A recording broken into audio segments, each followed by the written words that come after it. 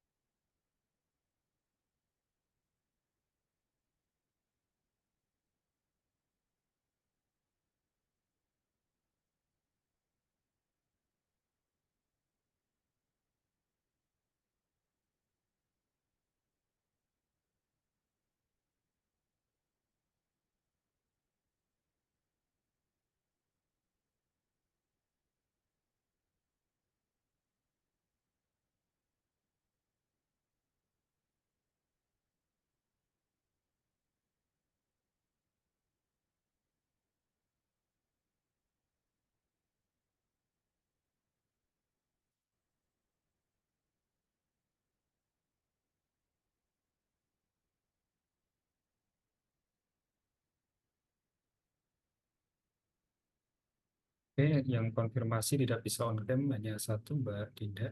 Yang lainnya saya tunggu.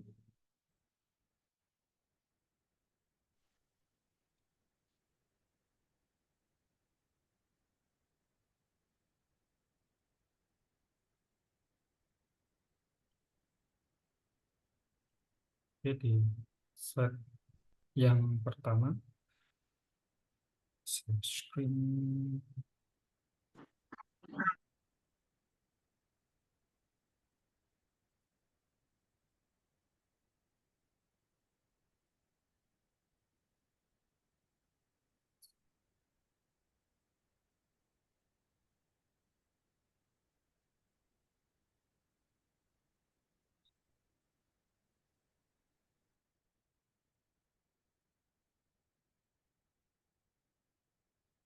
Ini di sini bisa dilihat mahasiswa yang hadir sesuai dengan yang muncul di Zoom.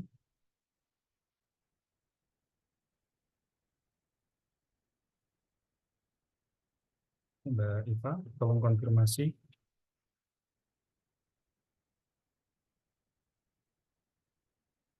Mbak Vera, Mbak Revi, Mbak Iva, Mbak Rizky, Mbak Dwi, Mas Dialkolis, Dini, Karina,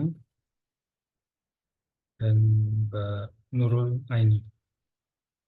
Ya, saya tampilkan seperti ini sebagai bukti bahwa Anda hadir di kelas.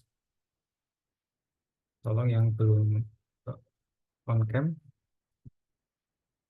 klarifikasi di chat.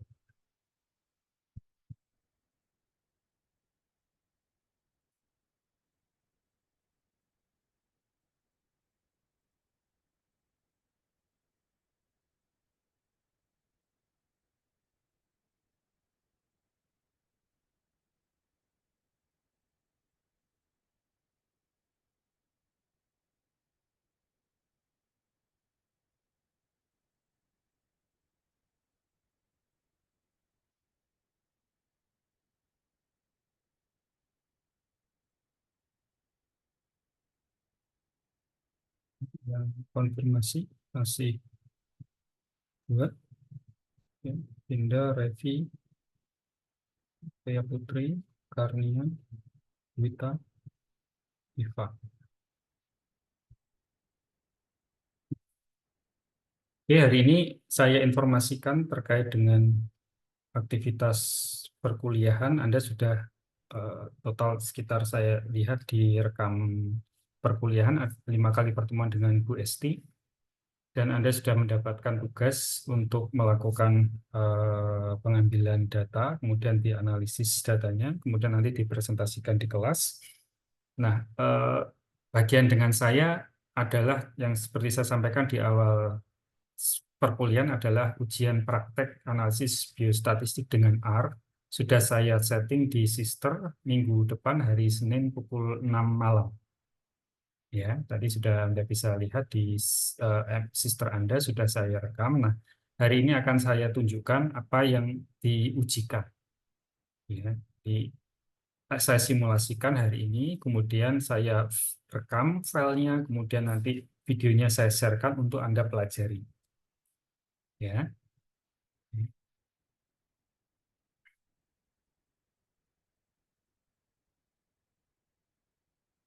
Ini adalah hasil akhir yang saya harapkan. Nah, datanya ini sebagai contoh.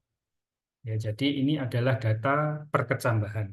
Nanti setiap mahasiswa akan mendapatkan QR code di mejanya masing-masing.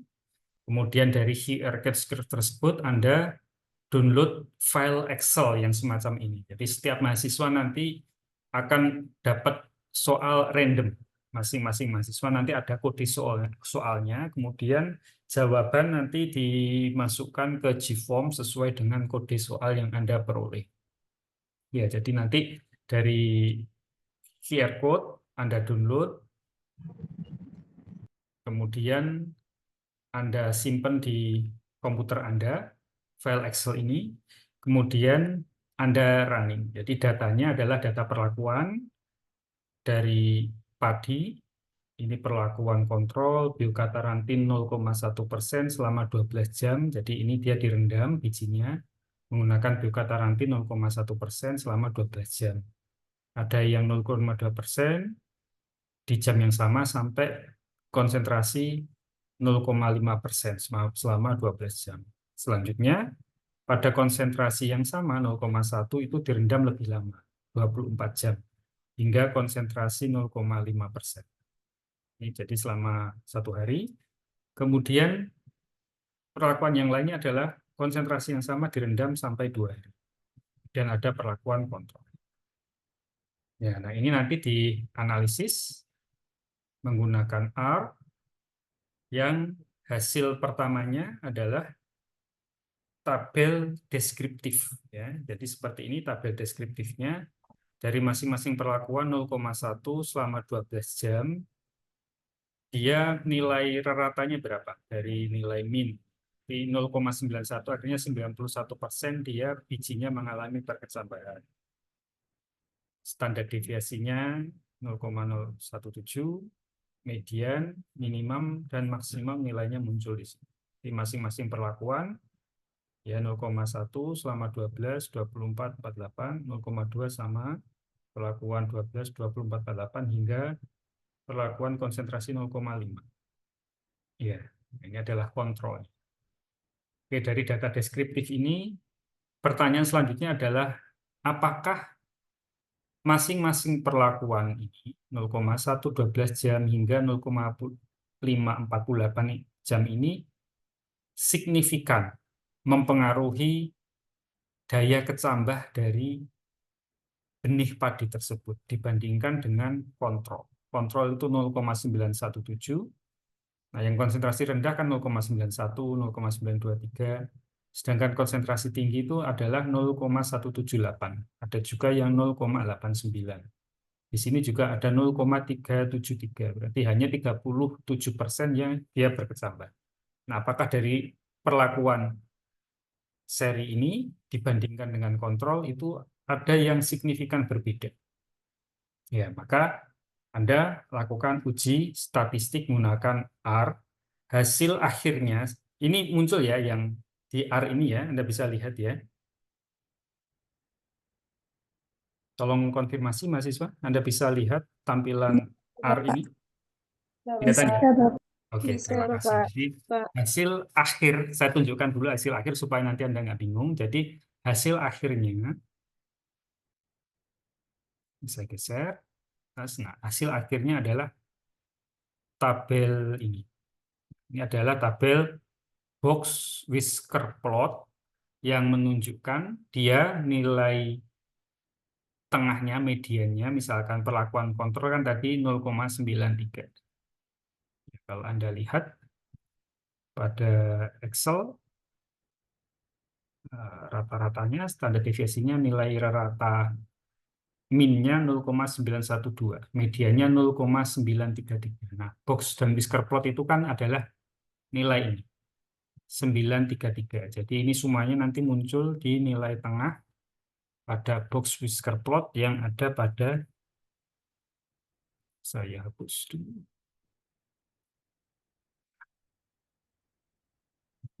Di sini ya, ini nilai tengah, ini adalah median, ini median, ya, ini mediannya.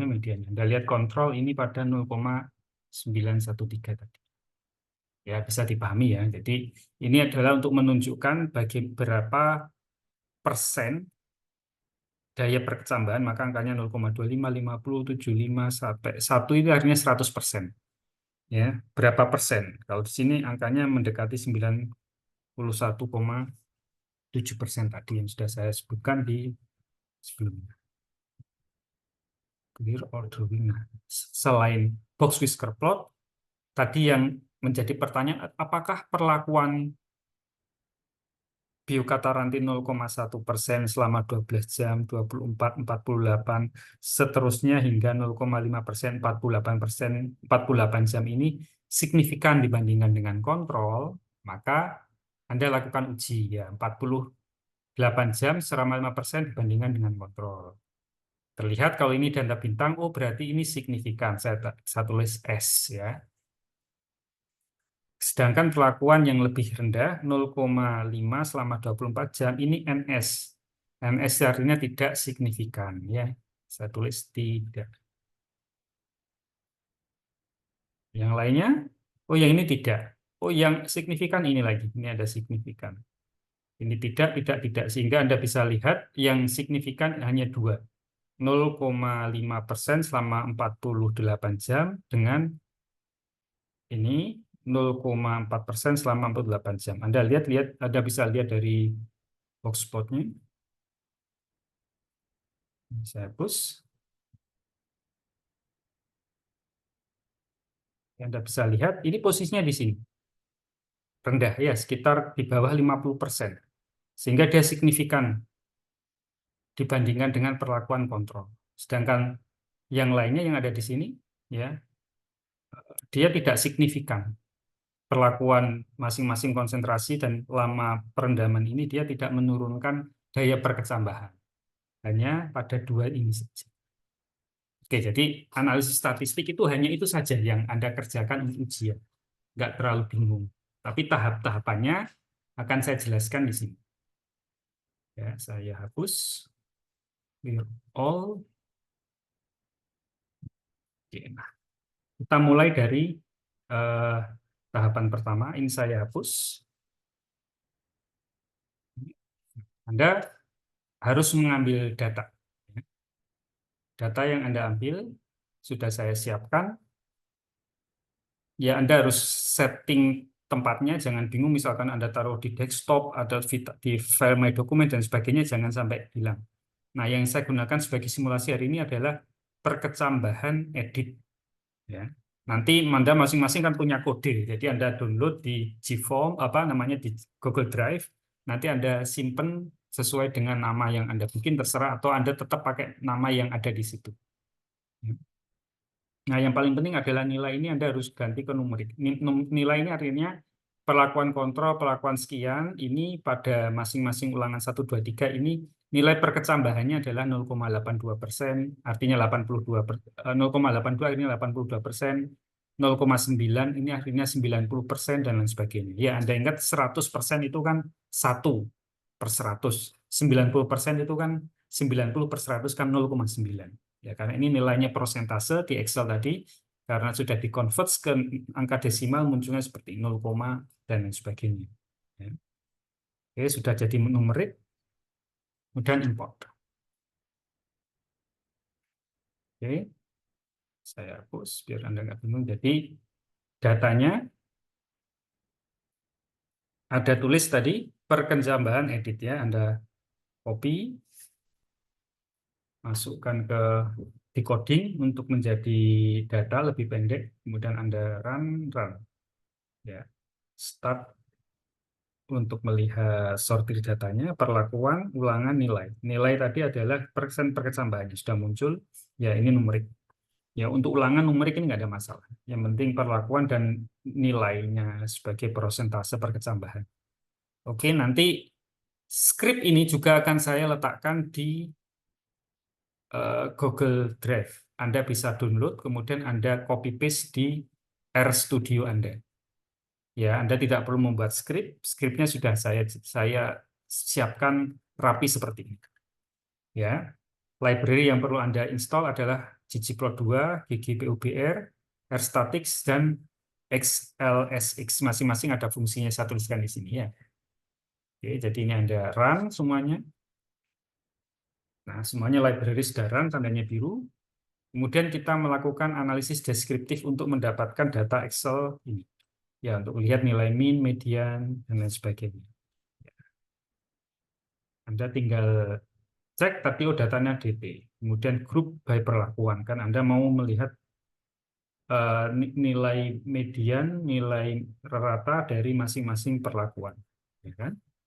Maka Anda grup by perlakuan, datanya yang Anda ambil adalah nilai. Nilai ini adalah data percambahan tadi. Yang ingin Anda tunjukkan adalah min, standar deviasi, median, minimal, dan maksimal. Ya, ini sudah Anda taruh di sini, atau Anda klik aja di seperti ini, kemudian Anda run, dan hasilnya Anda sudah pada posisi analisis deskriptif Anda run.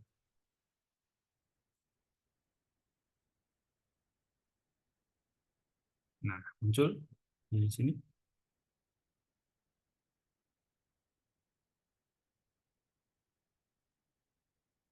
Sekarang lagi. Analisis deskriptif ini sama seperti yang di Excel tadi. Ya. Datanya seperti ini, jadi nilai kontrol sekitar nilai ratanya 912, 0,912 atau 91,2%. Ya, nilai maksimalnya 100%. Ini Anda save sebagai Excel. Ya, karena data seperti ini kalau Anda sebenarnya bisa blok copy paste ke Excel bisa, atau ini saya karena kadangkala Excel yang Anda butuhkan datanya banyak kompleks, saya buatkan skripnya. Ya, Anda tulis nama file Anda ini terserah, misalkan hasil uji deskriptif. Ya, jadi data ini, tabel ini Anda konversi menjadi Excel. Kalau secara normal kan Anda copy paste taruh di Microsoft Excel gitu bisa, atau di EndNote dulu, habis itu baru Microsoft Excel. Tapi ini saya buatkan skripnya seperti ini. Sekarang sudah data hasil uji deskriptif. Anda lihat di folder yang saya gunakan, hasil uji deskriptif. Pada 18.25 menit 18.25 muncul. Ya. Ini Anda bisa lihat di sini. Ya. Excelnya tidak saya buka seperti tadi, hanya saya tunjukkan saja sebagai gambaran seperti ini. Ya. Kita balik lagi ke R. Di tugas Anda pertama seperti itu, tahu ratanya dari masing-masing perlakuan berapa. Nah, sekarang kita mau uji signifikansi ya. Ini saya hapus supaya Anda fokus pada tahapan yang saya kerjakan. Uji signifikansi untuk mengetahui signifikansi dari masing-masing perlakuan. Ya.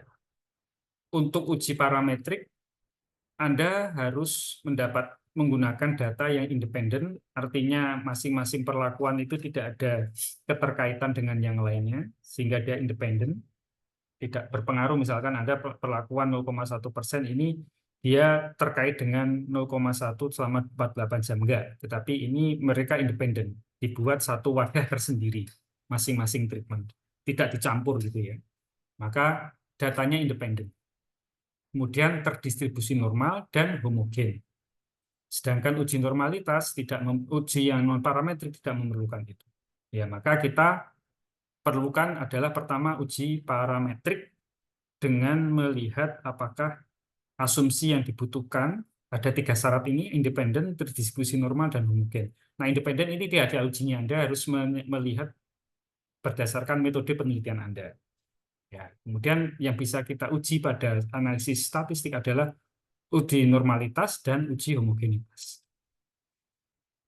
Ya, uji normalitas dengan histogram. Skripnya ini ya saya buatkan uji normalitas histogram. Paling gampang adalah membuat histogram dengan ggplot. Ya, datanya adalah DT, nilainya yang Anda hitung adalah prosentasenya, X-nya, kemudian grupnya by perlakuan. Ya, Anda tinggal taruh di sini, kemudian Anda run, ya, Anda di sini Anda ketik run juga. Ya, hasilnya akan muncul di sini.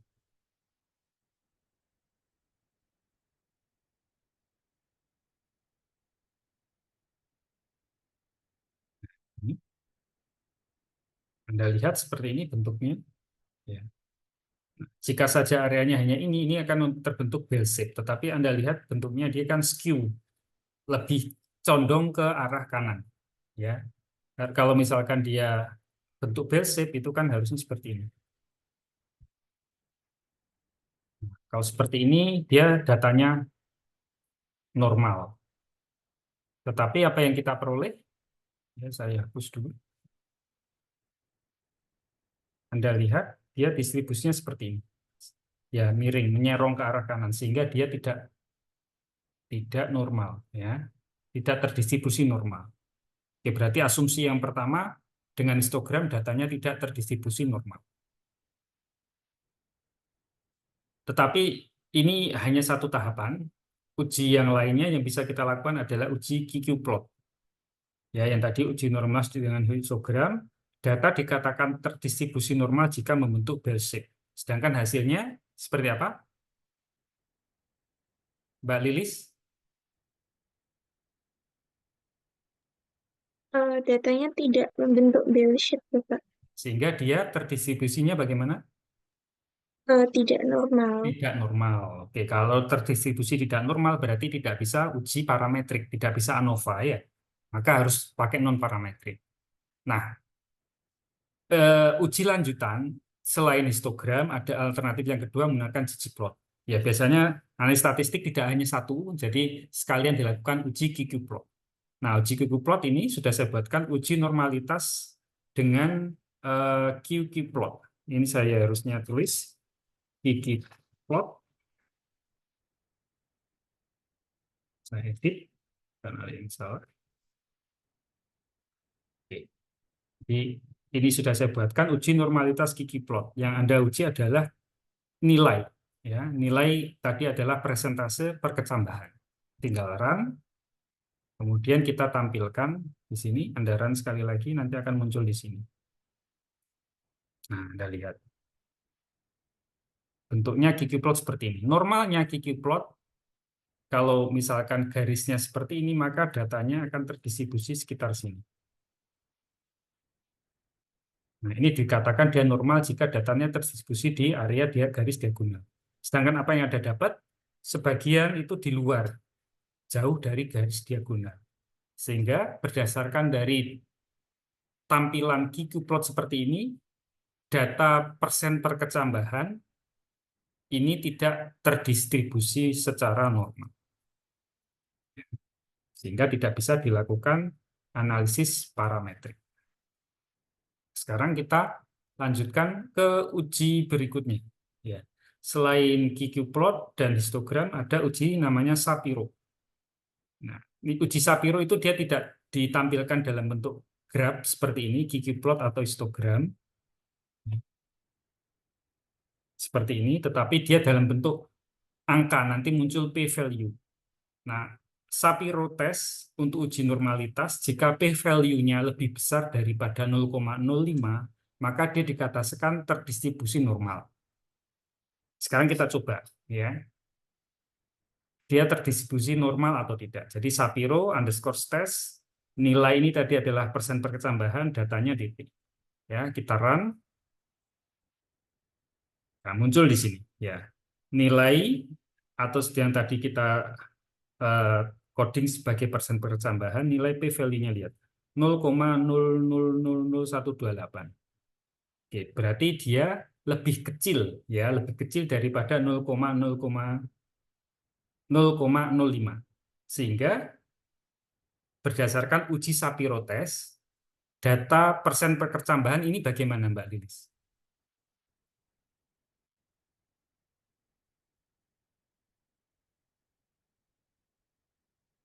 Dia lebih besar atau lebih kecil dari Eh, nilai 0,05?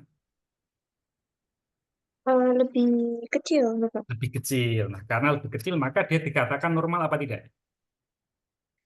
Tidak. Tidak. Ya, jadi p-value-nya ini lebih kecil daripada 0,05 sehingga dia data persen percambahan tersebut tidak terdistribusi normal. Paham ya? Oke. Nah, selanjutnya kita lakukan uji berikutnya. Ya, untuk uji parametrik independensi kita lakukan, distribusi normal kita sudah dapat ya, histogram, Ggplot, Shapiro, tiga-tiganya menyatakan bahwa data tersebut terdistribusi tidak normal. Nah, tapi kita juga harus melakukan uji homogenitas karena pada kasus tertentu kadangkala dia normal, tetapi uji homogennya dia tidak normal. Maka ini kita lakukan sebagai tahapan lengkap dari analis statistik ya. Untuk uji homogenitas test sudah saya buatkan skripnya pakai Levene test ya. Levene underscore test nilai ini adalah persen perkecambahan terhadap perlakuan. Datanya DT ya. Anda taruh kemudian Anda run. Ya. Nah, muncul angkanya 0,625. Ini saya copy dulu. Data dikatakan homogen, homogen jika p-value-nya lebih besar dari 0,05. Ini p-value-nya berapa, Mbak Lilis? 0,625, Bapak. Oke, itu lebih besar apa lebih kecil dibandingkan 0,05? Lebih besar daripada 0,05. Oke, sehingga dia homogen tidak? Homogen. Homogen. Jadi data persen perkecambahan ini homogen, tetapi dia terdistribusi tidak normal, sehingga tidak bisa kita paksakan dia uji ANOVA. Ya, oke. Nah, sebelum kita lakukan uji ANOVA, kita perlu melakukan visualisasi data menggunakan box plot dan whisker plot. Ya, ini saya tandai di sini. Nah, skripnya sudah saya buatkan box plot, box underscore whisker plot. Ya, menggunakan ggplot. Datanya DT, X-nya yang dibuat X adalah nanti di sini konsentrasi 0,1 12 jam dan lain sebagainya sampai konsentrasi 0,5% selama 48 jam, maka ini X-nya adalah perlakuan di sini X ya. Jadi perlakuan ini nanti ada di X di sini, sedangkan Y ini nilainya. Persen perkecambahannya ada di sini. Warnanya saya buat warna masing-masing box plot berdasarkan nanti perlakuan. Ya, jadi di sini kan ada perlakuan dari 0,1, 0,2, pada masing-masing jam, kemudian ada kontrol juga. Nanti akan muncul warna berbeda. Saya hapus. Nah, selanjutnya ini adalah skrip umum untuk membuat tampilannya lebih bersih. Ya, kemudian ada tambahkan juga di sini aksis teks elemen ini supaya tulisan keterangan tadi B biokatarantin 0,1 12 jam itu kan panjang. Saya buat miring ya. Untuk dia memiliki kemiringan 45 derajat. Ya, kita lihat hasilnya. Ya, saya run. Kemudian ini dilanjutkan di run untuk memunculkan datanya di sini. Ini muncul box dan whisker plot. Ya. Nah, ini tadi saya buat miring tadi, jadi biokatarantin 0,1% selama 12 jam. Konsentrasi sama 24 jam. Konsentrasi sama 48 jam. Selanjutnya 0,2, 12, 24, 48. Sampai 0,5, 48 jam, kemudian ini kontrol. Ya. Oke, saya zoom supaya enak untuk kita bahas.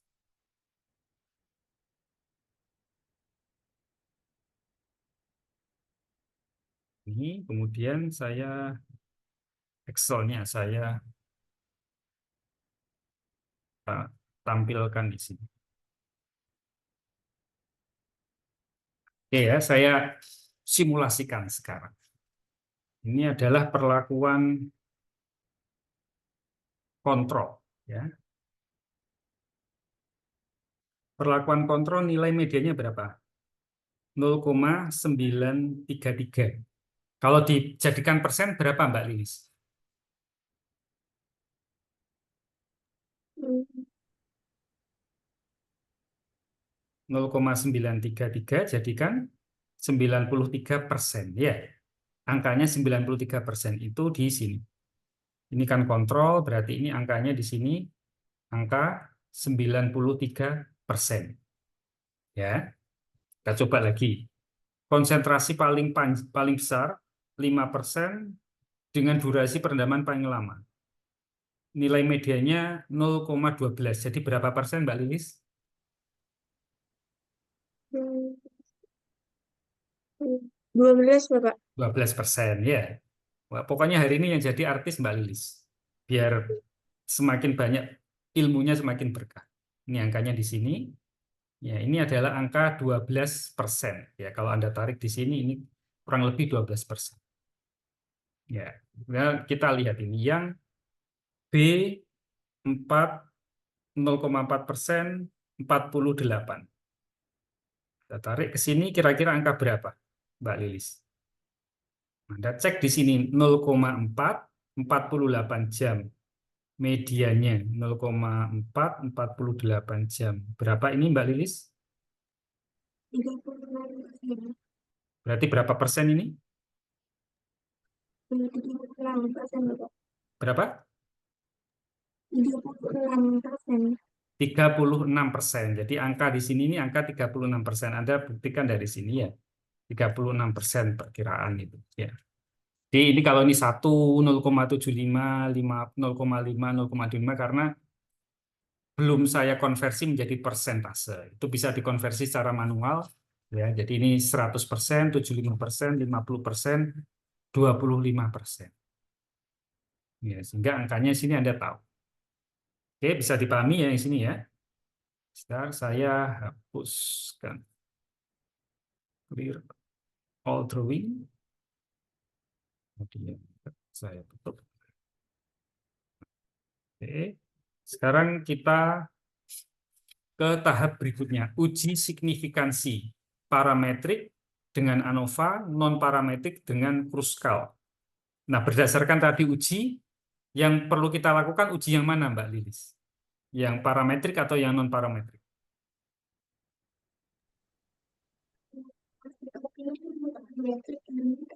Ada data yang tidak normal Bapak.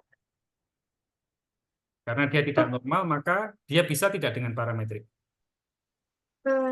Tidak, Tidak, sehingga ujinya uji non-parametrik. non-parametrik. Ya, non-parametrik. Ya, ada banyak opsi, ya uji Duncan dan lain sebagainya. Nah, yang umum adalah uji Kruskal-Wallis.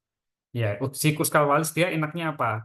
Dia bisa kita gunakan untuk menguji kontrol terhadap yang lainnya. Kalau Duncan itu di ring saja, tidak ada pembanding antara kontrol dan sebagainya. Tapi kalau Kruskal kita ujikan terhadap semuanya atau terhadap kontrol. Ya. Nah, kita skip aja yang uji ANOVA ini, kita langsung ke uji Kruskal. Ya, yang ini saya skip nanti, tapi kita bisa simulasikan setelah kita dapat ya yang uji Kruskal. Kita berarti lakukan uji Kruskal ini ya. Uji underscore Kruskal. Ini sudah saya buat codingnya. Codingnya skripnya adalah kruskal.test. Nilai ini adalah persen perkecambahan, kemudian terhadap perlakuan data DT. Kita run. Ya, sudah jalan, kemudian kita lihat hasilnya. Ya, P value-nya 0,0163. Pengaruh perlakuan dikatakan signifikan jika P value-nya lebih kecil daripada 0,05. Oke, Mbak Lilis, berapa ini tadi P value-nya? 0,01635 Bapak. Oke, nah angka ini lebih besar apa lebih kecil dibandingkan 0,05? Lebih kecil. Lebih kecil. Nah, sehingga hasil uji kruskal tersebut signifikan apa tidak? Signifikan. Signifikan. Jadi pengaruh konsentrasi biokatalangsin dan lama berketambahan ini menunjukkan bahwa mereka signifikan dibandingkan terhadap kontrol. Ya, ada hal yang signifikan di sini. Ya. Nah, sekarang kita lihat, kan ini hanya umum saja semuanya. Apakah semuanya signifikan sebenarnya?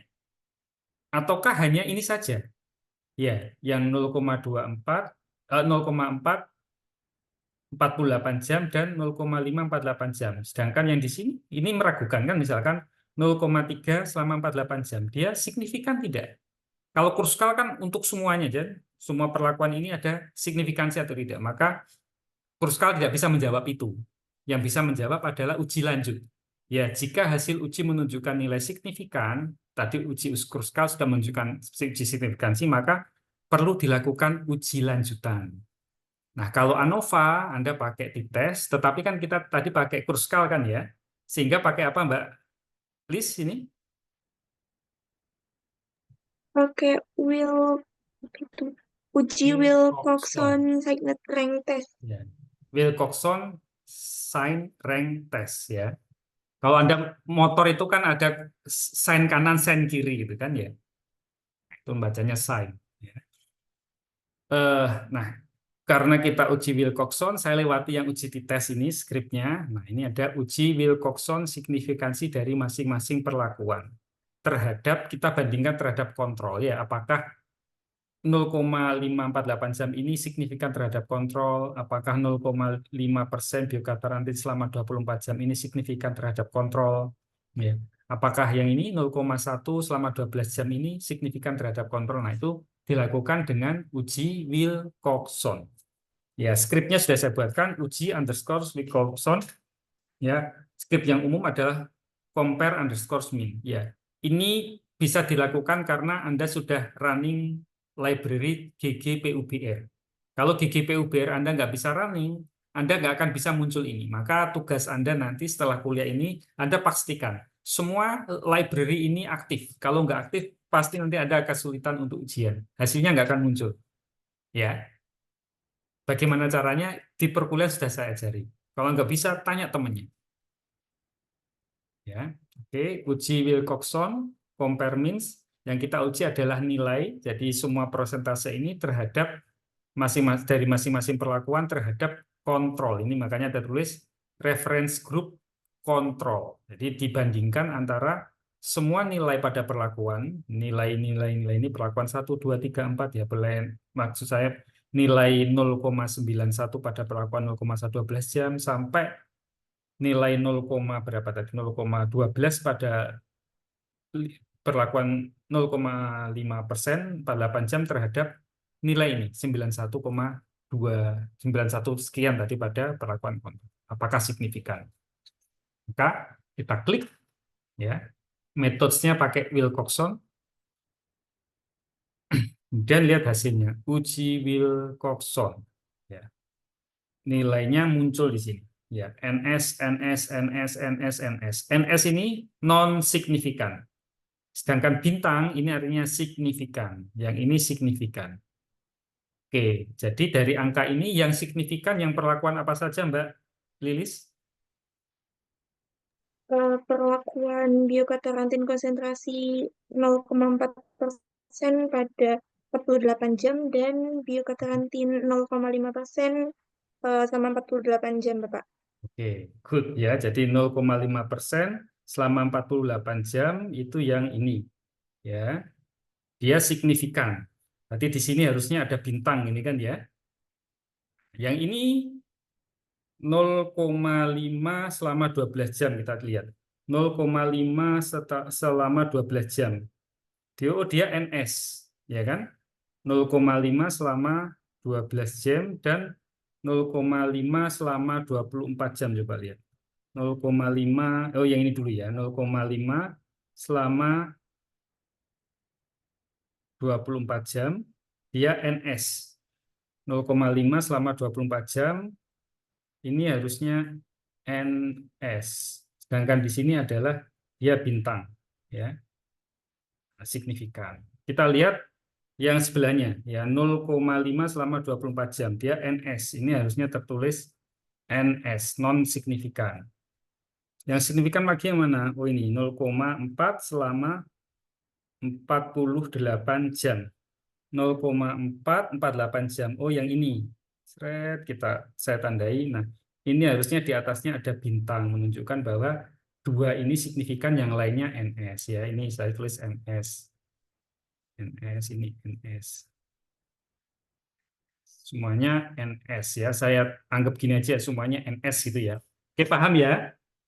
Oke. Nah, sekarang bagaimana caranya memunculkan angka ini? NS dan bintang di sini. Ya, itu yang menjadi tugas dari R untuk menampilkan ini. Ya, saya hapus, clear all drawing, saya balikan lagi. Nah, ini skripnya menampilkan hasil uji signifikansi ini, maksudnya pada box and whisker plot. Jadi ini data NS dan bintang ini ditampilkan di atasnya sini pada masing-masing perlakuan terhadap kontrol, karena semuanya kita bandingkan terhadap kontrol ya. Maka saya tulis grafik uji statistik box whisker plot. Ini dari mana box whisker plot? Ini adalah dari sini tadi.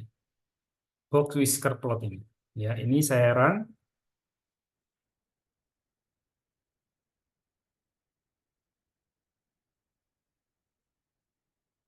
Muncul ini. Ini kan skripnya panjang. Ya, sampai di sini kan ya. Saya nggak perlu copy semua, saya hanya copy ini saja. Box whisker plot saya copy, kemudian saya paste di sini. Box whisker plot. Ya, jadi nggak perlu saya ketik skripnya secara umum, tetapi skrip codingnya saja di depan. Box underscore whisker plot. Kemudian ditambahkan start underscore compare means. Ini tadi nih, compare means sebenarnya dari sini ya. Tetapi jangan dituliskan di luar, tapi tolong tuliskan di dalam. Maka saya tulis labelkan pada box whisker plot ini. Ya, tulisan ini tolong labelkan angka-angka ini di sini, ya, jangan di luar. Dengan nilai signifikansi, metodenya yang diukur adalah metode Wilcox. Kalau mau uji t-test ini diganti. Ya. Kemudian pembandingnya apa terhadap kontrol. Ukurannya berapa? Ukuran bintang NS tadi ukurannya size, fontnya 3. Kemudian yang ini tema supaya ini bersih, tidak ada garis-garisnya. Kemudian ukuran nanti tulisannya ini agak angka 8. Ya. Kemudian muncul seperti ini. Ya, saya hapus supaya Anda bisa lihat secara umum. Ya. Kita run di sini ya. Sampai di sini. Udah run. Sudah terproses. Sekarang kita run hasilnya. Grafik uji statistik. Nah, muncul kan? Anda lihat. NS, NS, NS, NS. Hanya pada 2 tadi. Ya. 0,5 selama 48 jam yang ini ada bintangnya. 0,548 jam. Oh, itu yang ini. Di atasnya ada bintang nggak? Ada bintang. Yang satunya lagi 0,4 selama 48 jam ada bintang. Kita lihat bintangnya muncul tidak? 48 selama berapa ini? 48 jam. Oh, yang ini. Kita lihat. Oh, ada bintangnya. Yang lainnya NS semua. Ya, sesuai dengan ini. NS semua. Di kontrol nggak ada, karena kontrol kan sebagai pembanding. Jadi ini nilai ini dibandingkan dengan kontrol, nilai ini dibandingkan dengan kontrol, yang ini medianya dibandingkan median kontrol. Ini semuanya karena dibandingkan dengan kontrol ya. Jadi nilai 12% dibandingkan dengan kontrol, dia signifikan tidak? Oh, signifikan. Yang ini nilai 91 dibandingkan dengan 91,2 signifikan tidak? Oh, tidak signifikan. Ya, jadi fungsi dari uji signifikansi dengan Wilcox itu seperti itu. Oke ya, ini jadi sudah muncul hasil uji Wilcox-nya. Ya, finish sudah seperti ini. Nanti Anda tinggal ngisi di tabel pertanyaan situ. Yang signifikan dari perlakuan tersebut, kalau Anda hanya dapat 2, perlakuan 1 0,4% selama 48 jam, dan perlakuan kedua yaitu 0,548 jam. Jawabannya itu aja, yang signifikan. Yang lainnya tidak signifikan, tidak perlu ditulis. Ya, ujiannya nanti seperti itu. Oke, ada pertanyaan dari mahasiswa? Sebelum saya akhiri perkuliahan hari ini.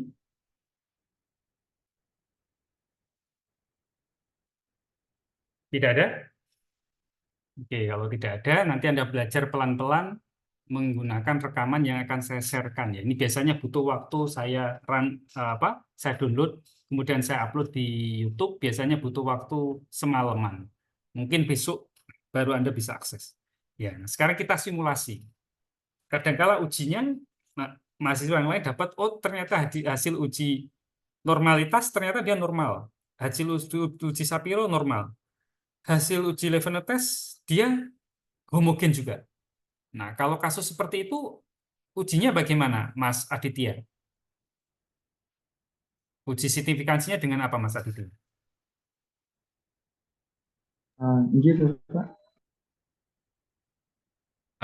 Tolong suaranya lebih kencang. Jadi, uji homogenitas menunjukkan dia homogen.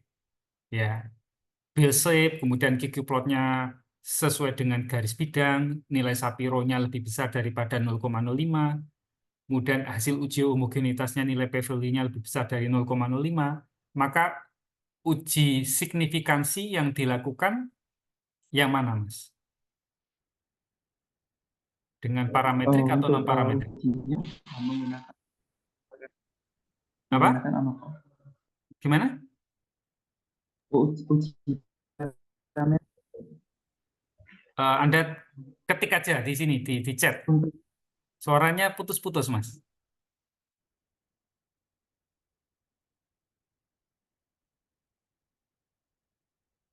Oke. Uji parametrik. Oke, uji parametrik dengan apa, Mas? Dengan ANOVA. Oke, sudah benar ya. Jadi dia homogen, kemudian dia normal, maka kita lakukan uji parametrik menggunakan ANOVA. Ini sudah ada skripnya, ya. Skripnya di sini. Ya. Skripnya di sini uji ANOVA. Uji underscore ANOVA, tinggal Anda lihat nilai perlakuan ada menggunakan nilai presentasi tadi dapat perlakuan datanya DT. Ya. Di run, kemudian sudah terproses, kemudian kita run lagi. Nilainya seperti ini, tetapi ANOVA itu ada kekhususan, Anda harus tambah lagi. Ada summary uji ANOVA. Uji ANOVA ini adalah yang Anda ketik tadi, ya. Maka Anda taruh saja di situ, kemudian Anda run. N-nya tidak muncul, coba. Saya ulangi lagi. Uji ANOVA, kemudian summary uji ANOVA. Oke, muncul sekarang ya. P-value-nya 2,58 pangkat minus 13. Bintangnya ada 3. Ini artinya apa, Mas? Normal apa ujinya signifikan apa tidak? Nah, ketik aja biar suara biar muncul. Dia signifikan tidak? mohon maaf Bapak, tadi suaranya putus-putus. Nilai p-value-nya, kan ini kan nilai p-value-nya 2,58 kali 10 pangkat minus 13. Kemudian ada bintangnya, ini ada 3. Ini artinya apa, Mas? Signifikan apa tidak? Dia ukurannya angka ini 2,58 kali 10 pangkat minus 13 dibandingkan dengan 0,05, dia lebih besar apa lebih kecil? Lebih besar, Bapak. Lebih besar, pangkatnya minus. Mohon maaf, kalau panjang minus lebih kecil dari 0,05. Jadi ini adalah kalau pangkatnya minus 13 berarti kan 0,000 sampai 12, ya, nolnya, habis itu baru 258. Ya. Nah, angka seperti itu kan jauh lebih kecil dibandingkan 0,05. Sehingga hasil uji ANOVA menunjukkan dia signifikan tidak? Untuk hasilnya tidak, Bapak. Pengaruh perlakuan dikatakan signifikan jika p-value-nya lebih kecil daripada 0,05. Nah, sehingga dari data ini, hasil uji ANOVA-nya, dia signifikan apa tidak? Signifikan Bapak. Signifikan ya. Jadi karena dia lebih kecil daripada 0,05 nilai ANOVA-nya sehingga dia signifikan. Oke, paham ya? Nanti Anda rekam bolak-balik, Anda play sampai 10-15 kali, nanti Anda baru di kepala Anda mungkin baru bisa uh, feeling apa namanya benar-benar paham ya. Nah, kemudian dari ANOVA ini dilakukan uji lanjut. Uji lanjutnya tidak uji Wilcox, tapi uji lanjut ANOVA adalah dengan uji student t-test. Ya. Nah, sekarang saya tuliskan di sini. Uji t-test, signifikansi masing-masing perlakuan terhadap kontrol. Skripnya uji underscore t-test, compares underscore means, sama seperti tadi Wilcox, nilai terhadap perlakuan, datanya data DT, referensi grupnya kontrol, tetapi metodenya Anda lihat. Ya, metodenya kalau yang tadi Wilcox kan metode sama dengan Wilcox. Sekarang kita pakai t-test. Ya, student t-test itu kalau di sini tertulis uji dengan student t-test. Ini tertulis kalau di script di R cuman tertulis t.test. Ya, ini sudah apa namanya sudah pakemnya. Ya. Saran. Kemudian hasilnya kita lihat. Sini saya klik, kita run lagi. Nah, muncul di sini. Ya. NS 0,48 0,4 selama 48 jam, dia bintangnya 3. Ini artinya apa, Mas? Signifikan tidak? Signifikan Bapak. Signifikan. Yang satunya juga bintangnya 2 ini juga signifikan. Bagi bintang 1, bintang 2, bintang 3 itu pokoknya sudah bintang itu signifikan. Nah, kalau bintangnya 1, oh signifikan. Yang bintangnya 2, sangat signifikan. Bintangnya 3, sangat-sangat signifikan. Jadi signifikansinya kuat. Ya. Jadi bintang 1 itu lebih kecil daripada 0,05. Kalau bintangnya 2 itu lebih kecil daripada 0,01. Kalau bintangnya 3, 0,0001. Bintangnya 4, 0,00001. Mundur seperti itu. Ya. Oke. Karena ini ada lihat. 1,1 pangkat 10 minus 5. Berarti kan 0,0-nya 4 kali. 0,000015. 11. Ya. Itu ya. Ini bintangnya 2. Lebih kecil daripada 001. Ya. Oke, bisa dipahami ya. Jadi Anda kalau melihat di sini yang 0,5% selama 48 jam, 0,5% 48 jam ini bintang. Satunya lagi 0,4% selama 48 jam, bintangnya 3. Anda lihat sini, kok bintangnya ini 1? Karena ini tadi adalah hasil dari Wilcox. Ya, bukan hasil dari t-test. Nah, sekarang kita modifikasi coba. Dengan t-test. Ya, dengan t-test tadi. Jadi tinggal modif saja. Skripnya ini tadi kan pakai Wilcox kan ya. Coba kita ganti t.tes. T-test sama seperti tadi yang Anda masukkan di sini kan. T-test. Sekarang kita running.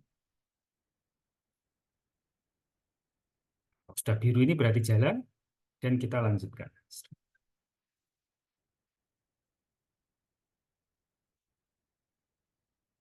Lihat, bintangnya 3 sesuai dengan hasil t-test, ya kan? Sorry, bintangnya bukan 3, 4. 1, 2, 3, 4. Ini hasil t-testnya 4. Wilcox-nya bintangnya 2, 1, 2.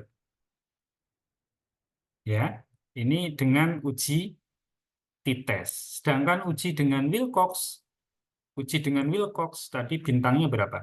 Masing-masing 1, 1. Itu yang ini. Saya back.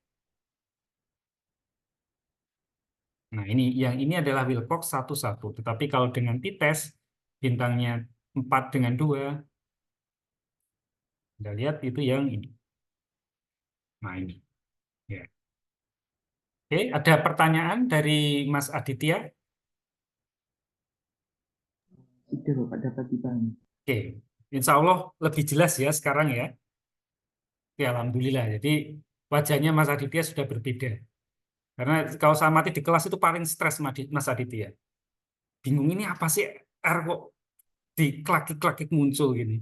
Ya, sebenarnya itu simpel, tetapi ekspektasi Anda, perspektif Anda melihat ini susah, maka Anda susah. Jadi R itu sebenarnya skripnya sudah ada. ANOVA itu AOV. Ya, Levene test, Levene underscore test. Saya sudah biasa karena saya biasa pakai. Tapi kalau di R itu kan Anda harus cari sendiri ya. Anda ketik sendiri.